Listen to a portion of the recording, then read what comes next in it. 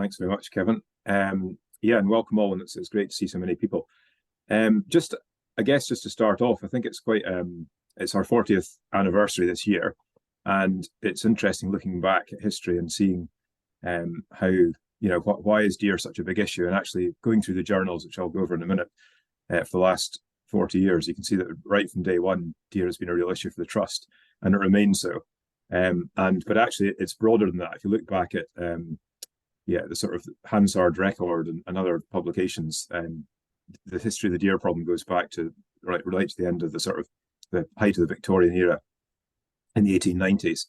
And some interesting quotes here. But basically, I think where the trust is one of the main issues we've had to deal with, and we're still dealing with it. And what I want to do today is just give a quick update on where we are from a policy point of view. But it is good to look back before you look forward.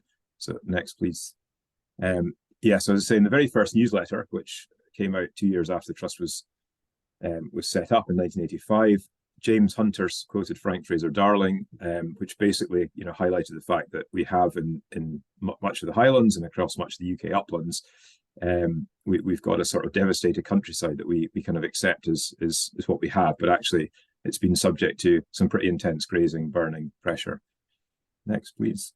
And then that theme continues right through. So some of you will know Paul was a former trustee, and it was ahead of his time in terms of looking at carbon and climate change when he was working at university. But he even in 1991, he was highlighting the main problem today was that woodland across wild places were overrun by red deer.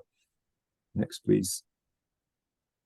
And then another stalwart you might probably well know as well, Bill Wallace. And in 1995, he was suggesting that you would expect the trust to purchase an estate where excessive deer numbers had caused excessive grazing, reduce the deer population, and show by example what can be achieved by land management where conservation is given the first priority. And you hear later on we're still grappling with that problem and trying to demonstrate that on our land, and we're making some good strides. But it's And then in 2000, again we've had articles about the need for change, the need for sustainable deer management, but also the recognition that deer are, they're a native wild animal, they're a beautiful animal, they're part of our ecosystem. It's just that they're, at unhealthy levels. Okay. And then, yes, there's this, continues right through 2013. We had articles about rising deer numbers. Next, please. 2016, a time for change, which is a familiar theme. We've been calling for changes. Next, please. And then, a couple of years ago, another article about the kind of insidious destruction caused by red deer.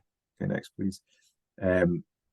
Right up until last year, when we started to see signs of policy changing, finally a bit of light at the end of the tunnel, or at least we could see the tunnel.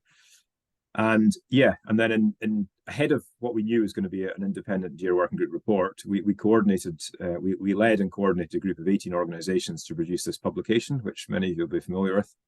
And that was really just being really clear that we saw that management of deer as being absolutely vital for climate change, for communities, and for conservation. And we managed to get that publication to just about every MSP's office. We lobbied quite hard. Next, please. And I think it's fair to say now that a lot of what the trust and other NGOs, it's not ourselves, we work very closely through Link with RSPB, Scottish Wildlife Trust, Ramblers, a whole lot of others, that we've finally kind of got, it's kind of accepted public policy now in Scotland, certainly. So the quick timeline here in 2021, the Deer Working Group report, recommended major change and urgency.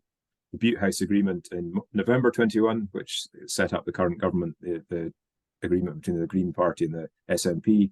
One of the founding planks in there was the recommendations the Deer Working Group would be implemented. And then a biodiversity strategy, which has just been published again, just basically says that we need to deliver substantially reduced deer densities across our landscapes. Okay, next, thanks. And then more recently, just about a month ago, or just over a month ago, there was a vote in the Scottish Parliament. So one of these first planks of the legislation change, which was removing the closed seasons for male deer, which are really an artifact of a sort of sporting way of life, and having a really narrow window when you shoot deer, was voted against. And we did a lot of lobbying to make sure that happened.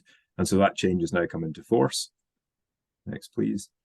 And significantly, it's probably not a huge significance in terms of practicality. So no close seasons for deer. At the moment, people could apply for authorizations. We've no longer got need to that. But I think what it is really symbolically is it shifts the whole narrative around the focus of deer management from being a sporting activity to being something about controlling an animal in a humane way, with a respectful way, in a humane way, but not just for glorified sport. Next, please. And then as part of that, the advocacy, some of us on this call and others have been very active on a Clear on Deer film tour across the UK. So we've gone from Bristol to Ullapool to Harris to Portree to Fort William to Torridon to Aberdeen, Glasgow, and we're coming to Edinburgh, I think, next Saturday. And we've been really trying to take a film we commissioned, which looks at the challenges in the future for deer management. And we've taken that film across the communities across the Highlands and into the north of England and I say to the Central Belt. And we've had some really robust and good discussions after that event.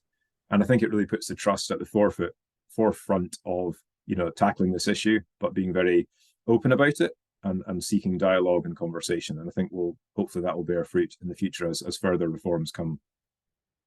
Yeah, so what's next? So what's happening next is, again, with our colleagues in Scottish Environment Link and the Deer group that we co-chair, we're looking at legislation in the next few years, and there's going to be a wildlife and natural environment bill coming in about a year's time, and there's going to be a significant number of deer measures in there. So the legislation is one thing, and that's regulation. We're also looking at incentives. There's also the opportunity to try and look at agricultural subsidies and policies that incentivize good behavior in terms of deer management. And then there's culture, and that's really what the film and the discussions we have are about trying to change. Unless you change the incentives, the regulation, and the culture, it doesn't really get the sort of change that we need. So definitely promising signs, and I suspect we'll be talking about it for the next 40 years too, but we certainly feel like we're getting some progress, and thanks to your support and our policy team and our land team are able to do things. We feel like we're making some movement finally on the deer issue, which has plagued Scotland for at least 150 years. Thank you very much.